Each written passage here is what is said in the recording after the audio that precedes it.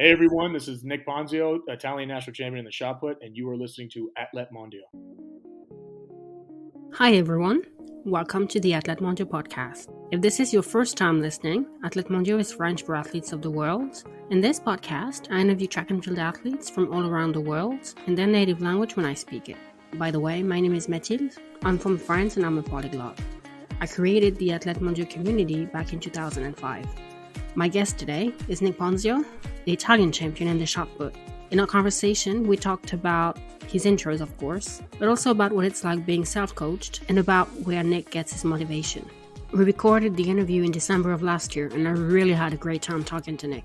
You're listening to the original interview in English, but the interview is also available dubbed in French for those of you who understand French better than English. Enjoy! Hi, Nick. Welcome to the podcast. Hey, how you doing? Good to have you. We will, of course, talk about your intros. Everybody saw the videos. Yeah. But I first wanted to ask you what kind of kid you were. What kind of kid was I? Yeah. I growing up, I was a little bit of a troublemaker, to be honest. I got in a lot of fights when I was a kid, and got in trouble a lot at school and things like that. So I kind of had a little bit of a tougher upbringing, basically because of myself. But more than anything, especially in this regard, I found a lot of solace in doing sports and athletics. So I think I found a lot of or a big outlet for me to maybe get a lot of the aggression and stuff that I was showing as a kid, a lot of the troubled behavior I was having as a kid. I was able to kind of like channel it into sports. And so I did a lot of different sports growing up. I did everything from soccer to tennis to football, baseball, but I did not do track and field until I was 17. So a little bit older into my teens, but yeah, it's one of those things where growing up, it was kind of a different person than who I am now, and maturing into who I am at this point. I could definitely look back on my past and realize that person back then kind of made me who I am now. Mm-hmm. And your mom was an Olympian, right? Yeah, so she was an '84 Olympian for women's soccer out in LA for Team USA, not for Italy. Okay, so in LA. So is your dream now to compete in the Olympics in LA in 2028? Yeah, I mean that is sort of the pipe dream, and by that I just sort of mean like that would be amazing to be an LA Olympian as well as or my mother's an LA Olympian, and so would I, and that'd be truly a dream come true. But that's going to be something that like that's the bridge we're going to have to cross once we get there. That is something that I'm not sure if I'm going to be able to make especially longevity wise. Basically because this is a very tough sport. It's a very hard sport on the body, hard sport on the mind. I truly think this is one of those sports. It's such an individual sport that it's one of the hardest sports all around. And by that I just mean like the toll it takes on you as an entity, like your soul and everything else in between. So it's a really tough road, and I'd love to be able to do that. But there's a lot of different facets that go into being able to do that. So I guess we'll talk about that a little bit down the road for sure. How far ahead do you see yourself? Is it like 2 years? In the sport, you're saying, or like how long do I look normally every year? No, in the sport. Like, is your goal now Paris 2024, and then once Paris is over? Yeah, I had a rough go in Tokyo because unfortunately I had like a freak accident happen. I got injured right before the Olympics. So Paris, I'm sorry, has always been the main focus for the last, almost coming up on, what is this, 2 years. And then once the Paris year comes around, it'll be 3. It's always been Paris. Of course, Eugene last year and Budapest this year for the World Championships and everything are of course at the forefront of my mind. But really, when it comes down to what I see myself doing in the sport long-term wise, I've always said that after Paris, I'm going to make kind of a judgment call on how much longer I'm going to continue to do it. 2024 also is the Rome European Championship, so that's a big deal for us Italian athletes. So 2024 will be a big year for me, and I will see from there how long after. But right now, 2024 is where my sights are set. After that, I'm not really sure. So I would say when a deadline, I don't really know, but 2024 is what I'm kind of giving all of myself to. Mm-hmm.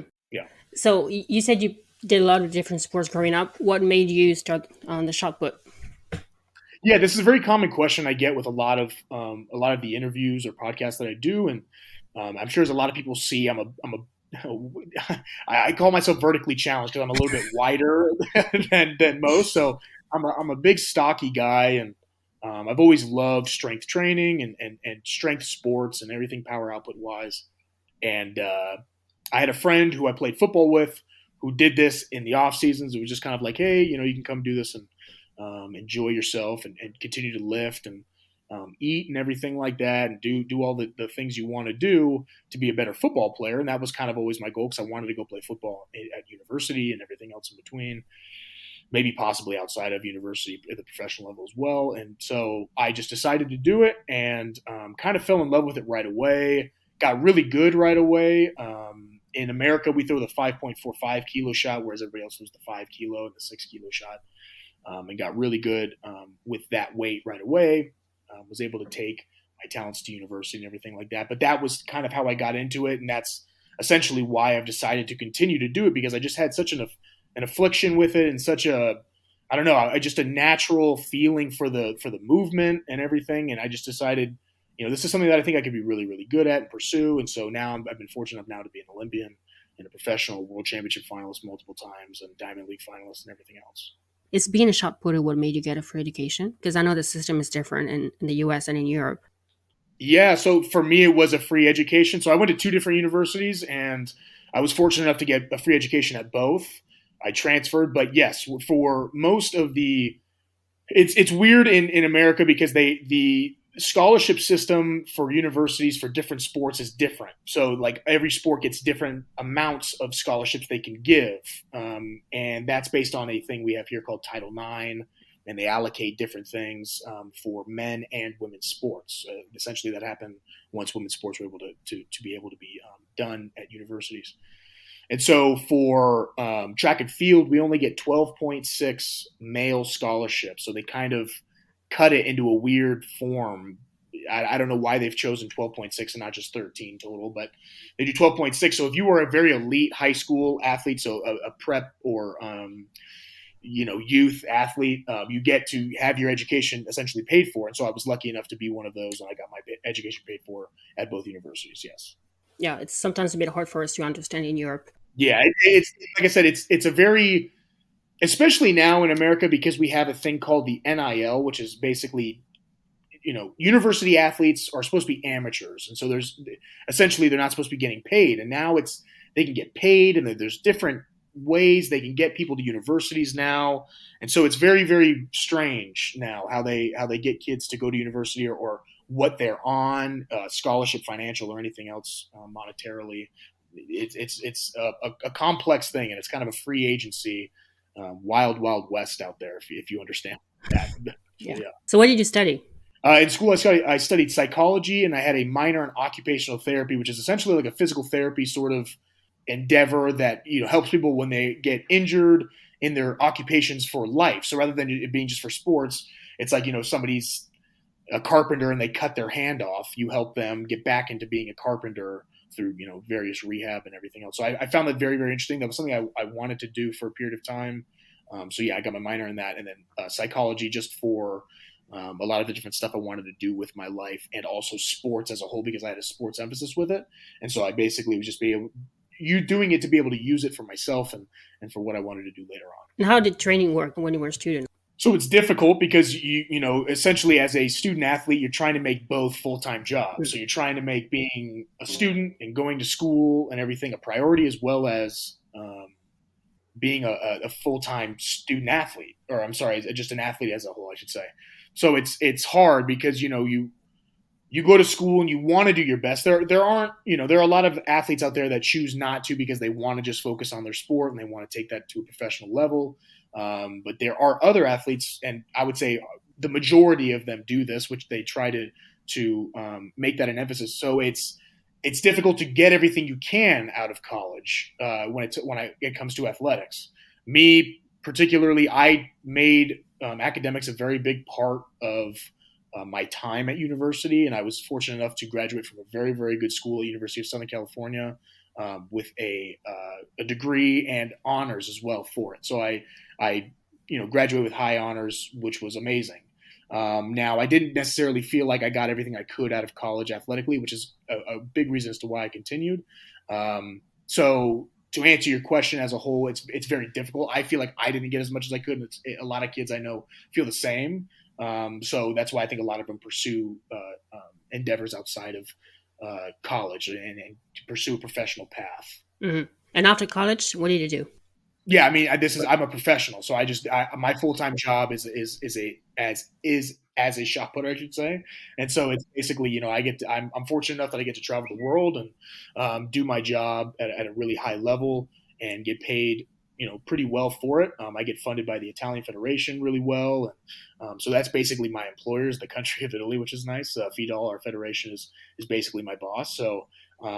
I do this full time, so I don't have any sort of outside thing that I do to make money. This is my job, and I give everything to it, and I think it really shows. And I think for anybody who is trying to pursue a professional career in track and field, whether it be as a shot putter or any other craft, I think that you have to give all of yourself to it to be able to get to this level. There are too many stellar athletes out there. There are too many just over the top, out of this world athletes out there that if you have something else that's a full-time job or it's occupying your time, I think that you are missing out and losing out on a lot of the training and small things that go into it that can make you, whether it be a champion or whatever you want to be in the sport. So, when I left college, I was working for a period of time just to make some money to get on my feet.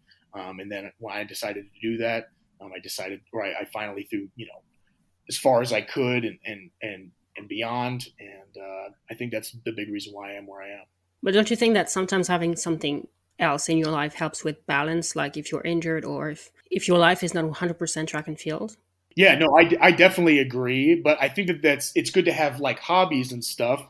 And I also think that it's good to have, significant others as well. Like, have people in your life, whether it be romantic or not. But I think that there's a lot of things you could do outside of it that make it, completely balanced. And I think in my life, when I left college and even in college, I would say I didn't have any balance. I think it's why I found a lot of negativity and a lot of me feeling like I missed the mark and everything else in between.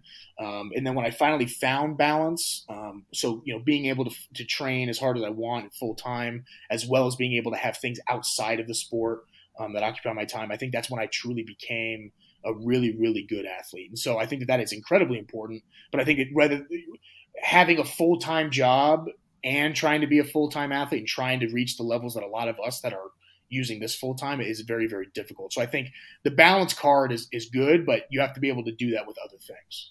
Okay. You trained with Ryan Whiting, right? I did. Yeah. So Ryan was my coach from the beginning, either the end of 2018 or the beginning of 2019, all the way up until the end of last year. So I would say about 3.5 years or so. I lived in Arizona from 2018 till 2021. So about 4 years.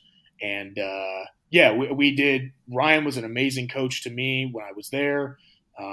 He's a really, really terrific guy deep down.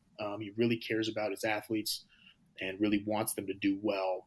I just decided for me at a certain point, it wasn't so much Ryan. It was just kind of like the group and where I was at in Arizona and everything else was not what I wanted to be in anymore. I didn't want to be a part of it anymore. And so I wanted to kind of do my own thing. And we went our separate ways in like November of 2021. Okay. So after Tokyo.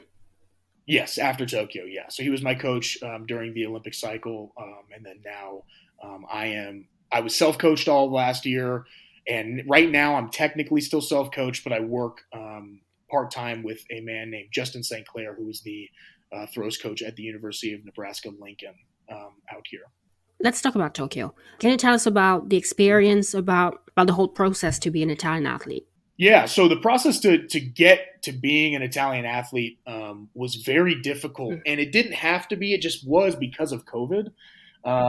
So in 2020, I won the Rome Diamond League, and I had a lot of people asking me from the Italian Federation after in interviews and such about what my plans were for Tokyo, and I was starting to basically say like, hey, I want to be doing this for Italy. My mom's side is from Naples.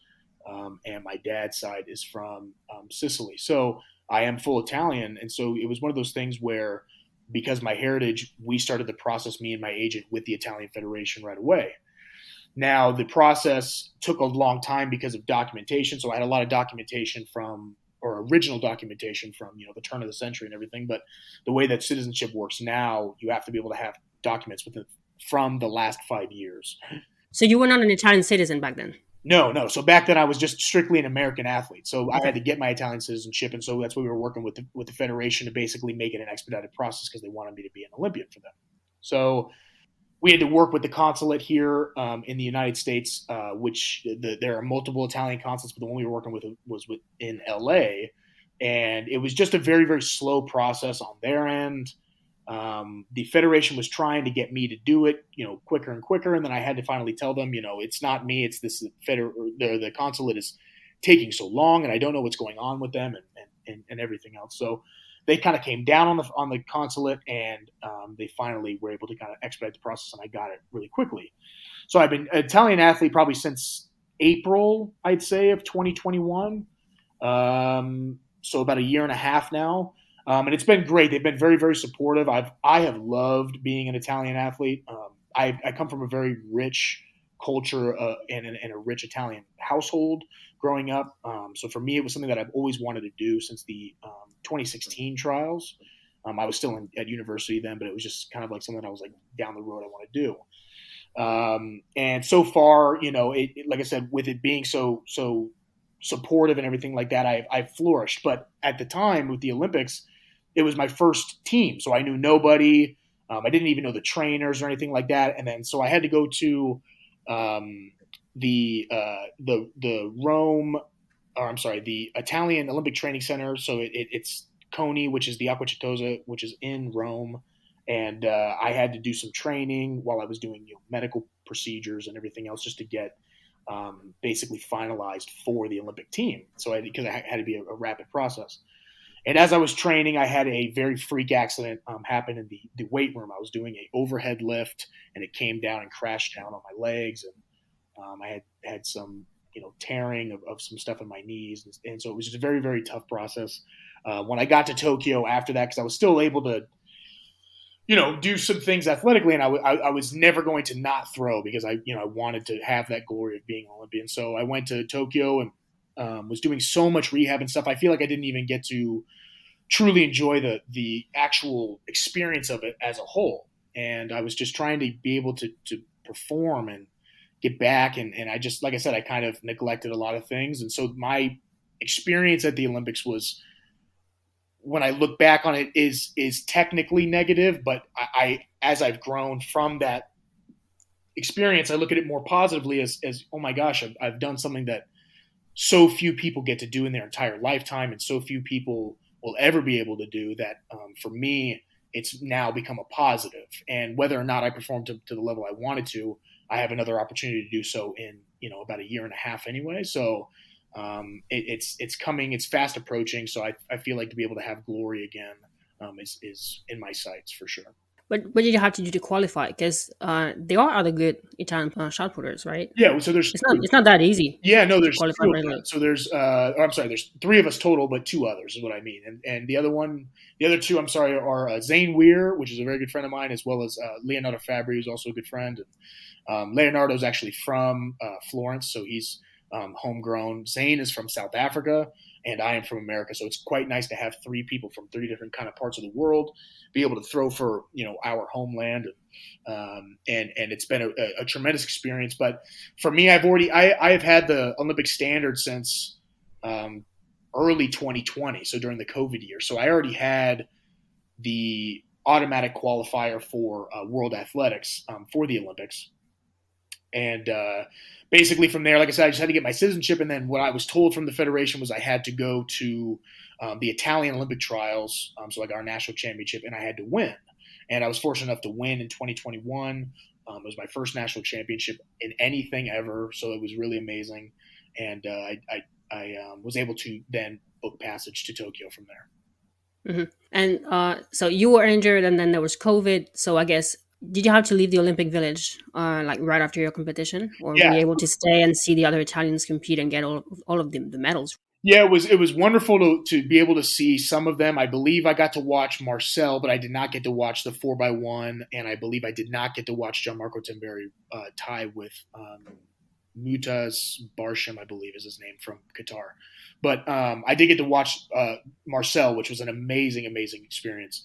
But yes, we did have to leave. So the COVID, or I'm sorry, the COVID protocol for Tokyo was once you were done with your competition, you had to leave in 48 hours. So once I was done, 48 hours later, I was gone. The other two Italian shot putters left, I believe, like 12 hours after me, just because they had a flight that was a little bit different. I left within the 48 hours. I think I left just about 48 hours. But yeah, I had to go. So I did not get to watch the rest of the Olympics for sure. There was still probably, because we were one of the first days, so there was still probably 7 days left when I left. Hmm. Yeah. Okay. So you said earlier you're now self-coached, Mhm. not 100%, but tell us about that because I'm curious to see how it works. Yeah, so I have been self coached now for over a year, and I did it like I said the entirety of last year, and I had some really really good success with it. It's a very very hard road. Right now, I find right now I'm in a bit of a frustrating phase, I should say, with it, and just the sense that it's like I'm getting into really, really thick training, really heavy training. So my throwing is just a little bit difficult. It's difficult to have feelings and different things like that in the throw and hit positions and such. But being self coached allows you to have a certain kinesthetic awareness and proprioception. So in that regard, I mean, like, just being able to feel your body and feel yourself in space and to see yourself and kind of grow as an individual. And that's one thing that I found I really wanted to do. So I travel so much alone that I didn't want to have to feel like every time I went somewhere I had to reach out to a coach or anything like that, because now I travel with my coach. I travel with myself. So I'm Mhm. able to grasp what I'm doing and what I want to achieve so much better in all facets of training. Um, like I said, going into the season last year, being self-coached, it's a very hard road, but I found a lot of success. I was the indoor Italian national record holder for a period of time, and through an outdoor and indoor PR this past year. And like I said, indoor world finalist, outdoor European finalist, outdoor Diamond League finalist, like a lot of, or indoor and outdoor national champion as well. Like a lot of success going this road alone. I also did 40 competitions last year on my own, which is also a very very difficult road to continually try to have success each and every day. Every couple days, you're basically competing. You're just going from one country to the next, continually trying to improve on your own and everything like that. It's a very very tough thing. But as a professional athlete and as a consummate professional in what I do, I find that being able to take control of myself has been nothing but rewarding. Do you think it is for everyone? No, I do not. I do not. I do not think that this is for everyone. I think that this is a very, very particular thing. I think that you find a few of the top guys in the world are able to do it, but you do not see it much. I would say maybe there's me and a couple other guys that do that, but I am a rare individual for sure that does that. Yeah. Okay, so is someone with you during your training sessions to film you, or how do you do it? So the vast majority of the time, I just basically have a tripod and I set my phone up to myself, and I do a ton of, or I should say, a load of video analysis at night, and trying to really study myself and study the craft and what I'm trying to do, what I've done before that I think feels good, what I'm doing right now, and I try to kind of connect the dots and piece everything together that way. And you use like training plans you'd used in the past with Ryan or with other No, I do coaches? not. No, I mean there are a couple things that I implement into the training that I write for myself, but by no means am I just going back and using the stuff that Ryan gave me and just using that verbatim. I have never really regurgitated anything that anybody's really given me. I've kind of tried to. I think for me to grow as an athlete, I need to be able to expand, and so I'm always trying to constantly push the boundaries in a lot of different things that I find that I am really bad at, to be able to grow as an athlete and as an individual. So it's really always just kind of me. I'm trying to chase that carrot in front of me and trying to find the next thing that's going to make me better. Do you sometimes feel like you could be overtraining, like doing too much, not resting enough? Yes, and I find that I have actually. It's funny because if I told people how much like my training regimen for the week, they would say, "Oh my gosh, you're overtraining." But for me, it's actually I'm undertraining compared to what I used to do. Okay. Like I said, it used to kind of be a life or death thing, and by that I mean like it was just kind of like every day I woke up and it was like I have to do this today. If I don't, I will never be what I want to be. And I have, like I said, shifted focus, made balance more of the priority, and trying to make rest a huge part of my training, because anybody who's listening to this who's an athlete needs to realize that resting, eating, resting, and recovery, rehab, prehab, everything like that, that is just as important, if not more important, than the stuff that you do in the ring, on the track, in the weight room, whatever. Yeah. How often are you asked how much you lift? How much am I asked how much I lift? Yeah. How often? Yeah, I get asked how much I lift. If it's not every day, it's every 2 or 3 days. Like I come into contact with new people all the time out here in Lincoln, Nebraska at the university. And literally today, somebody told me that I was the biggest. Yeah, they told me I was the biggest person they had ever seen. So I get that a lot. That is a very, very popular question with folks around. But does it matter that much? Is it really about how much you lift in the gym? Particularly, no. I think that specific strength and throwing is the most important factor. I think being a really good athlete, having really good tangibles. So like being somebody who's a fast sprinter, a good jumper, somebody who can take a 16-pound object and manipulate it the way they want it to. That's more important than it is just being able to bench or squat or clean or jerk or snatch anything. I have found there's a wide spectrum of people who are very weak and also incredibly, incredibly strong. Some of the strongest humans on earth, probably. And you find successes and failures at both sides. Now, I tell people, a lot of people, guys like myself and others who are really strong, we are the exception, not the rule. So you don't have to be as strong as we are to throw the shot put far. It helps if you can use it. It helps if you can put that energy and put that sort of strength, I should say, into the ball. But if you can't do that, then you're wasting your time. You have to be able to find what you're really good at and make that really, really good, and also what you're really bad at and try to chip away at that to make all the things that you're good at elevated. So I don't think that necessarily as a whole being incredibly strong in the weight room is what's going to make a shot putter, but it definitely helps if you use it, for sure. Right. And you're also a volunteer assistant coach? Yes, right? at University of Nebraska-Lincoln, yes, I am. And that's Yeah. through basically still continuing to pursue the Olympics, being an Olympian before for the Italians. So I have that all squared away there. Yeah, so I still help the kids here, and I find a lot of pleasure in being able to help kids out and reach their dreams and their goals, whether it be collegiately or after. What are the most common mistakes you see these athletes make? Well, here in America, there are a lot of really common mistakes everywhere, I find. So it's funny, we just talked about this, but the biggest problem I find with a lot of kids is they try to rush and they try to get as strong, as big, and as powerful as they can, but in the wrong things. So I find there are a lot of kids who are trying to always rush to the finish line. So they're always trying to be like, well, if I do this, I will finally throw as far as Nick or Joe or Ryan or Tom or Josh or anybody, these guys, the top guys. Where in reality, if it's the kids who are patient that I find the most success. So most athletes are always trying to whip around in the ring and they're always trying to throw as far as they can all the time. It's the athletes that take their time, that are patient, that do the things that they need to do at the right times are the ones that find the most success, I would say, especially in university. So it's tough because you find a lot of young kids feel like, and I'm guilty of this, a lot of young kids feel like they know what they're doing. They don't need any help.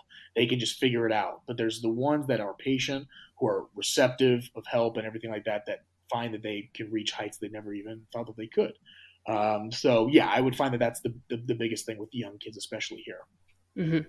Your PBs are 2183 outdoors and 2161 indoors, right? Yes. Yeah. Mm-hmm. What do you think you need to work on to throw over 22?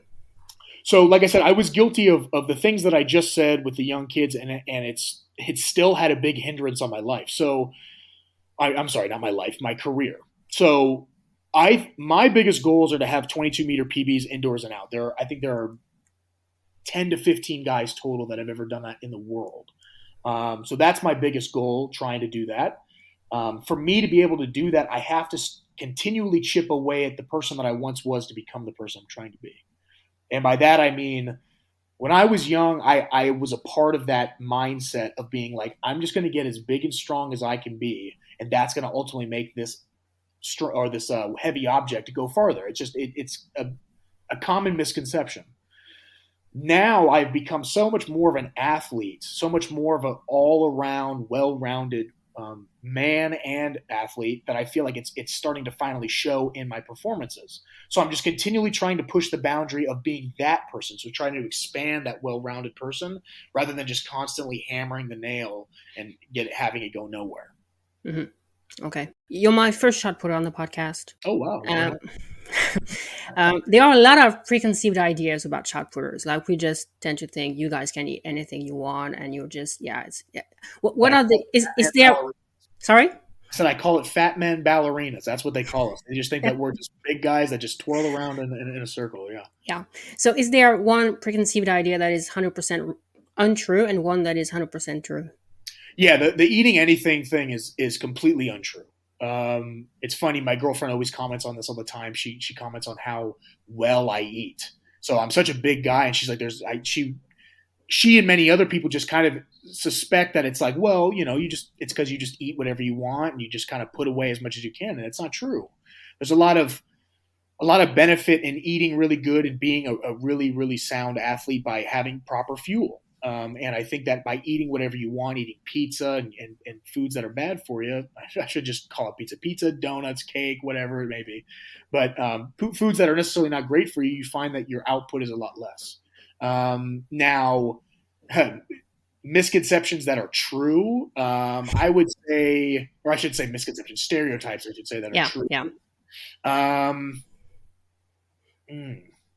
It's hard because, like, I would say that another misconception is that we are some of the angriest people out there because we're just like constantly yelling and stuff like that. I think that shot putting, especially if anybody knows or follows my career, I think shot putting has some of the nicest people and some of the most charismatic people. Like, I think there's incredible characters in the sport. I think it's something that's neglected. I remember having this conversation with Adam Nelson when I first met him, because I told him he was very different from what I had seen on TV. Yeah. And he was like, yeah, I mean, if I were the same guy I am competing, I'd have no friends. Like, oh my God.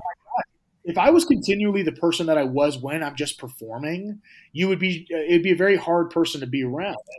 I find me and a lot of the other guys don't find any benefit in being that type of person. It's so much greater to be a great person outside of the sport, because of, this is going to end someday, and I want people to remember me for the person that I was, rather than just being this angry guy that just cared about throwing a shot put for all the time. It's like so much more to life. But when it comes to stereotypes that are true, I mean, like the whole adage that, like, we're stronger than like NFL football players, so like American football and stuff like that, is incredibly true. I think that we are probably the strongest athletes on earth when it comes to using it for a sport. We do some really incredible feats strength wise just to be able to throw a shot put far, which is an incredible thing. So yeah, I would say that that's probably true. It's hard because I don't really know too many stereotypes with shot putting outside of those. But I would say that, most of them are probably untrue, and then some of them are true for sure. Yeah. What do people say when you tell them you're a shot putter? In the US, do people even know what it is? Yeah, so a lot of people don't. So the majority of people think that I am a football player. So most of the time I get football player. I'm a shorter guy, so sometimes I get wrestler here in America. But when I tell them I'm a shot putter, a lot of them are like, oh, it's that track and field event, or, in Europe, they call it athletics and everywhere else. But they go, yeah, it's track and field event. And I go, yeah, I just do it professionally. And a lot of them don't even understand that there's a professional circuit. So a lot of them don't even understand that there is a way to do it for money and as a job. But then when I tell them and I show them, and then they see me do some of the things that I do, they're like, wow, it's an incredible feat to be able to do that. Mm-hmm. Monta was on the show recently, and I asked him the same question I'm going to ask you now. How was it to compete in Eugene, being a dual citizen, competing in the US, but for another country? You know what's funny is I just talked to my parents about this not that long ago. So I had a really good qualifying round, and I hit the automatic qualifier, which is a really big deal in throwing, especially because the automatic qualifier in throwing is like becoming outrageous. It's becoming a mark that very seldom people are going to hit in the qualifying round. But I remember doing it, and I remember looking up to the crowd, and I raised my fist, and it felt like I did it. I'm an Italian athlete, but it felt like I did it for the home crowd. Like it felt like it was. I had my family there and stuff, and it felt amazing to be able to do that in front of them. It felt amazing to be able to do that with people that I knew, with people that I loved there watching. So it was an amazing, amazing feeling. For Mondo, it's a little bit different. He won the world championship, so Yeah. for him, it's I'm sure it was a little bit different. But for me, being able to do that, being able to kind of showcase who I am too, like in my intros and everything like that, and still be a world finalist and everything like that, that was a huge deal to me. So being a dual citizen and being able to do anything, like whether it be the Prefontaine Classic and stuff, being able to do these Diamond League gold level meets, whatever it may be on American soil, is always a huge deal. The time has come to talk about your intros. Is it improv, or do you usually know what you're going to do? You know what's funny is the best ones I've done have just been improv. So they've just been like off the cuff. So basically the European Championship, the World Championship, and one other that people just loved was just kind of like I just showed up to the event. Oh, it was a the Brussels Diamond League. I took a Red Bull and I cracked it and I chugged it and then I smashed it on my head. People just loved it. And then I went and I like hugged the mascot. It was great. It was just kind of like I showed up to the event. There was Red Bulls there. I was like, oh, that's a good idea. And like at Worlds, I just kind of showed up. I did something when I walked in to the camera, and then when I got to the ring, I was just kind of really excited, and I just kind of was like, let me just show who I am. And it came out of nowhere with the finger guns and all that, and just kind of showing who I was. And then Europeans, I was literally down because it was like we had to like walk down a tunnel and then walk up the stairs to get up to our thing to the platform, and I just started just being myself. It's none of this is ever anything that I feel like I have to like. It's not like pulling teeth. Like I just have to like conjure it up. It's like, no, I just kind of go out there and showcase how funny and full of life that I am. And I think people really, really gravitate towards that because I think in all events too, it's funny because after I did that at Europeans, nobody else had a funny intro. And then I did that at Europeans and everybody started doing funny intros. Like everybody was just trying to like do funny stuff. I think they just saw how much attention it brought to me when I did it that people are like, oh, that's great. And I think that's something that I love that I bring to the sport. But I think that there's so many people that are missing out. There's so many people that are bland, like just watching paint dry. It's like they're just kind of like, oh, hello, and that's it. It's like, let's go out there and have a fun time. At the end of the day, I know this is our job and we have to get paid and we have to bring glory to our country and everything like that. But it's a sport too. We get to play a sport for money and play a sport for our living. Why not go out there and enjoy and just show who we are? There's so many funny people out there. Just be you. It's also a good way to get people to know you. Yeah, absolutely. But it's also a shame because I'm sure more people saw your intros last year than your actual throws because very little was shown on TV. Well, that's also kind of a big thing for me is that I love being able to be funny and showcase my performances like that, but I have to be able to kind of match the performances. So I haven't really, in my eyes, I haven't really thrown as far as I wanted to, and I think I would love to be able to have an intro like that and then win a medal. Like that would be so amazing. It would just kind of like it would bring everything together. But you're right, it is unfortunate too because the showing of the shot put on most networks or platforms is very rare. Yeah. And do you feel like some places are better than others? Are people more interested in the shot put in some countries? Absolutely. Like that's, and it's funny. You find pockets of it pretty much everywhere, but there are some countries that are just really, really into it. There is a meeting in Zagreb, Croatia that I love. It's a gold level meeting, and they have it there every year. They have the shot put event in the downtown square near the fountains, and people just line. They love it there. And there's a lot of places that do that. In Hungary, there was a lot of love for the shot put. When I was in Greece one time, there was a lot of love for the shot put. And then a lot of small towns in Italy love the shot put too. I think because of myself and the other guys kind of bringing glory to the sport. So there's small factions of it everywhere, but there are certain countries, yes, that are like really, really into it. Ireland was really into it too. Ireland loves when they have people come out and do stuff like that. Poland is really big into it as well. Poland's really big into track as a whole, but they like throwing, they really showcase it. Yeah, so there's a lot of good to it when you go to other countries. Now in America, it's unfortunately not seen as a big deal just because they're like, well, we have the NFL, NBA, and MLB. Why would we need to do that? Mm-hmm. So it gets kind of frowned upon. I mean, Ryan Krauser, the world record holder, 2-time gold medalist, 2-time Olympic record holder, and everything like that. I don't know if I said that twice, but yeah, I mean, the guy has done almost everything you could imagine in the sport, and I bet if he walked down the street, nobody would notice him. Me, I've just done a little bit of stuff, and I walk down the street in Italy, and I get like I kid you not, I was in airports, train stations, like shopping centers, and I take pictures and sign autographs like in places like that. Like it's a huge deal there. So in other countries you find it, but here in America it's not as popular now. Yeah. And how do you feel about competing in what is probably the greatest time for the shot put? I love it. I think that I wouldn't be the athlete that I am without it. So I think that some people look at it negatively and they just say, oh my gosh, we'll never be able to catch some of these guys. Like it's just, they think it's a foregone conclusion. They look at it negatively.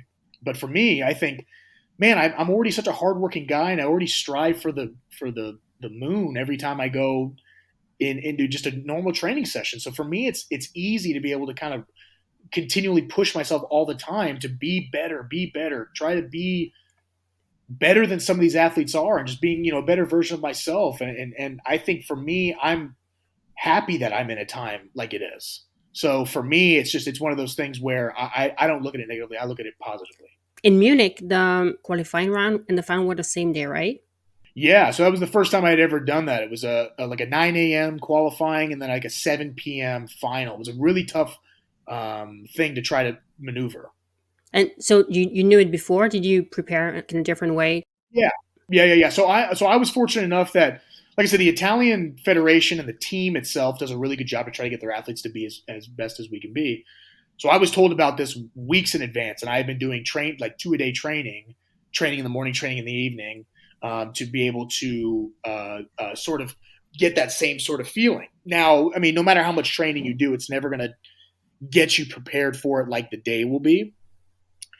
But I try to do my best to not do much in the morning to be better in the evening. And it was kind of a tough thing. Now that I've done it, I know what to do. But at the time, it was very strange. But yeah, definitely, I felt prepared. It's just that there's nothing you can do compared to just doing it on the day. Mm-hmm. I heard you say on a different podcast that you wanted to go back to football when you're done with the shot put. Is that right? Yeah, so that's something that I have thought a lot about and talked to a lot of people about. I think I would love to be able to go back and play American football. It's something that was such a love in my life for so long that I still want to be able to pursue a professional aspect of the sport if I can. I feel like I'm plenty good of an athlete to be able to do that. It would just be a matter of kind of getting my foot in the door. It's an endeavor I haven't done in probably 10 years. Okay. And what about the Winter Olympics? I also heard something about the Winter Olympics. Yeah. That's kind of a pipe dream. But yeah, I would love to be able to be a 2-time Olympian in 2 different sports for 2 different countries. So I've always thought about, and I've talked to a few people here in the United States, I've always thought about maybe down the road later on being able to be a Winter Olympian for the U.S. team, and for the bobsled. That's one of the things I know a lot of track athletes do. It's one of the things that I've always wanted to do, just as a bigger, stronger guy. That just always has seemed like a cool thing to do. Whip around on a sled and being able to push something really fast and do all that. So it's something that I would love to do. That would definitely be down the road. But I'm definitely not like opposed to doing it for Italy as well. Like if I was able to do that for the Italians, and I know the 2026 Olympics is in Italy, so maybe that could be something that maybe I do. I don't know. Would you need them to let you go to represent the U.S.? Yeah, so all I would have, I think for different sports, it's okay. So I think I could just do it right away. But if it wasn't that way and I was able to, and I was given the opportunity to do it for Italy, and I was just like, yeah, you could be a Winter Olympian for the Italians, then I would absolutely take that chance. I love being able to represent Italy. It's not like I don't want to represent them. I just always thought it would be great to be a 2-time Olympian in 2 different sports for 2 different countries. It's a very rare thing. I don't know if maybe anybody's ever done it before. Yeah. I heard you quote Jim Carrey on another podcast. Do you remember the quote? Yeah. Tell us Okay. the quote and tell us why you love it. Which was it? Which Jim Carrey quote was it? Well, it was something to the effect of, you can fail even at things you don't like, so you might as well try to do something you love. Oh yeah. That was a lot. That podcast I think I did a long time ago. But yeah, I heard that quote from, my gosh, that was, man, I maybe heard that quote 5-10 years ago now. But that quote from Jim Carrey's always stuck with me because, when I left school, when I left college, it was very easy just to be able to be like, well, I'll just get into the real world. I didn't really do what I wanted to at university, and I just get into the real world and make the money I want to make and just kind of like move on with life. But there's so many people that do that, and I know, like, on a personal level, they're just so miserable in their life. And it was something that I was just like, I want to pursue this. I want to be a professional. I want to be the highest level of something. I've never, ever done anything in my life just to do it, and then at the end of the day, just be like, well, I got what I could, and now it's over. And when I heard that quote, because the quote basically was like, he was talking about his father, and his father, was trying to do something, and even though it was something that he hated, he still got fired from it. And it was like, it basically taught Jim Carrey that, you could still do something that you hate and still fail. So why not just do what you love? Like, it's so much better to do something and fail, but at least you gave it everything you had, and it was something that you wanted, something that you wanted to pursue. And so for me, that's what I did. I ended up diving in and getting to, where I am now was a very hard road, but it was very, very rewarding because it was like, well, I did this on my terms. I did this because I wanted to. And I think there's so much left for me in my career, and there's so much left for me to give to the sport that I'm really excited for it. I'm really glad I took that quote and kind of ran with it. Mm-hmm. Do you have other favorite quotes? Oh gosh, yeah. I mean, there are plenty. I can't think of them honestly at the top of my head. I would have had to have prepared those, but yeah, I mean, there are plenty of quotes that I love. I try not to find. It's funny. I talked with somebody long time ago, and they told me something, and it really stuck with me. But I try not to find tons of external motivation, and by that I mean, like, I try not to like find different things outside of myself to try to get me to do something. I feel like I am one of the most intrinsically motivated people that I know. There's so many things that I want to do just for me. Like, there's so many things. I'm big into my faith too. Like, there's a lot of things like in being a God-fearing man and doing my things for the Lord. Like, that's the kind of stuff that I look to that motivates me, being who I want to be and being the man that I'm supposed to be in the Lord's creation. And that's where I find my motivation. So I try not to look at a lot of quotes and things to boost me forward or to give me anything other than them being stuff that relates to me in my life. Mm-hmm. My final question to you is the question I ask all of my guests. The podcast is called ATHLÈTES, MONDIAUX, which is Athletes of the World in French, because what I love the most about track and field is that it is a universal sport. Anybody can do track and field. What is the one thing you love the most about track and field? Honestly, I have to piggyback off of what you're saying. I think the one of the coolest things that I had about this, or I loved about the sport, I should say, from a very, very early stages, is the fact that literally all walks of life can do it. You got big guys like me, short guys like me, tall, skinny guys that are fast, tall, skinny guys that are jumpers, short, stocky guys that are fast, short, stocky guys that are jumpers. It's literally, if you give your life to it, you can be very successful in the sport. And it's a wonderful, wonderful thing. Outside of it, I love being able to travel the world and meet tons of people and be able to be a part of a lot of different cultures. I think that's an amazing, amazing thing. So that's another thing that I love. But more than anything, what you said is the first and foremost thing that I love about the sport.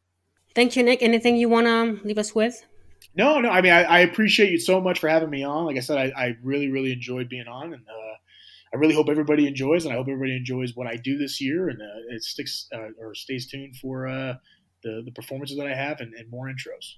Looking forward to seeing you in Paris in 2024. Me as well. Thank you. Thank you. I'd like to thank Nick for his time, and thank you all for listening. I hope you liked the episode. If you did, please share it on social media to help the podcast grow, and make sure to subscribe and leave a review on Spotify and Apple Podcasts. If you'd like to support the podcast, please check the links in the description. That's it for today. I'll be back soon with another episode. Bye-bye.